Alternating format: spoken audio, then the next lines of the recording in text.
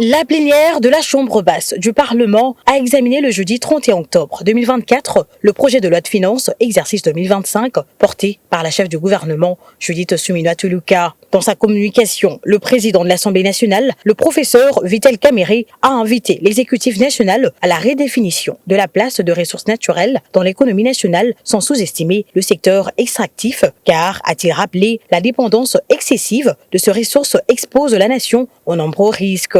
N'est-il pas opportun de commencer à envisager ces ressources non comme le socle principal de notre économie, mais plutôt comme une prime de la nature, un bonus de cette dernière? Cela ne signifie pas que nous allons sous-estimer l'importance du secteur extractif dans la définition de l'espace budgétaire national. Au contraire, il s'agit de rationaliser et d'optimiser l'exploitation de nos ressources en garantissant une gestion transparente et efficace, tout en maximisant les retombées économiques et sociales pour la population en général. Je m'inscris dans la ligne qui consiste à focaliser nos efforts sur la relance de l'appareil productif national pour assurer une croissance durable et résiliente. La dépendance excessive aux ressources naturelles nous expose à de nombreux risques.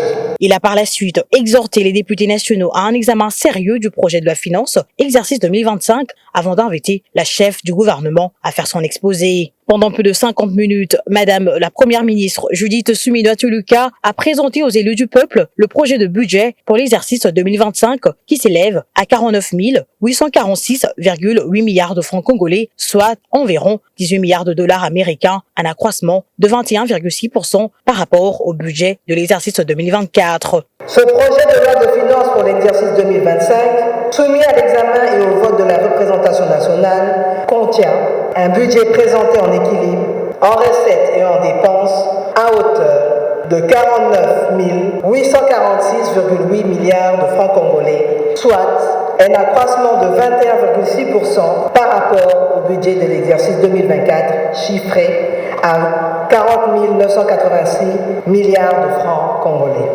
J'ai l'honneur de faire appel à votre sens de la responsabilité patriotique afin que vous déclariez recevable notre projet de loi de finances pour l'année 2025.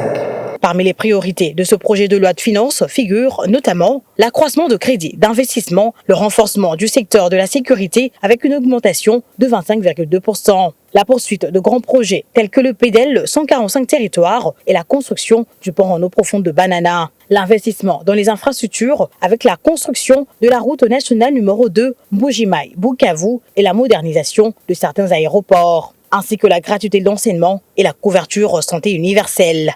À suivre le chapelet d'interventions des élus nationaux aussi brillantes que pertinentes, les recommandations les plus récurrentes ont été l'amélioration de conditions de vie de la population, la poursuite de la lutte contre la corruption, l'augmentation du budget de la défense dans l'optique de la préservation de l'intégrité territoriale, l'augmentation du budget alloué à l'amélioration des infrastructures, pour ne citer que cela. Quand vous entrez en profondeur dans l'enveloppe de rémunération, il y a un souci. Je vous donne un exemple.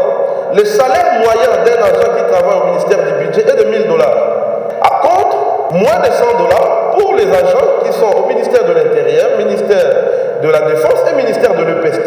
Qu'est-ce qui crée cette distorsion? Je me réfère à l'expérience des 5 dernières années. Aucun taux d'inflation n'a été réalisé. Cette année, au mois d'octobre, on est déjà à 14% de taux d'inflation, Madame la Première ministre. Comment va-t-on réaliser un taux d'inflation de près de 9,2% en 2025? Je voudrais quand même que le gouvernement se pose cette question. Où se passe tout cet investissement quand nous passons de 5 milliards jusqu'à 17 milliards aujourd'hui? Est-ce que ces investissements sont allés droit dans les paniers de la ménagère? Je ne pense pas. Moi, ça me gêne un peu de voir qu'un programme de relance agricole se fasse ici à l'échangeur de Kinshasa. Au terme de 10 heures de débat houleux menés dans la logique de la défense des intérêts du peuple congolais, la première ministre Judith Suminwa a rencontré les préoccupations des élus nationaux qui par la suite se sont prononcés à l'unanimité pour l'adoption de ce projet de loi de finances exercice 2025 qui a été envoyé à la commission ECOFIN de l'Assemblée nationale pour son examen approfondi. Bien avant cet exercice, et c'est là, conformément à l'ordre du jour de la séance, la liste des élus nationaux ayant opté pour des fonctions incompatibles au mandat du député national a été lue à la représentation nationale, puis envoyée à la commission PAG en vue de la vérification de dossiers de suppléants pour validation de leur pouvoir en 5 jours.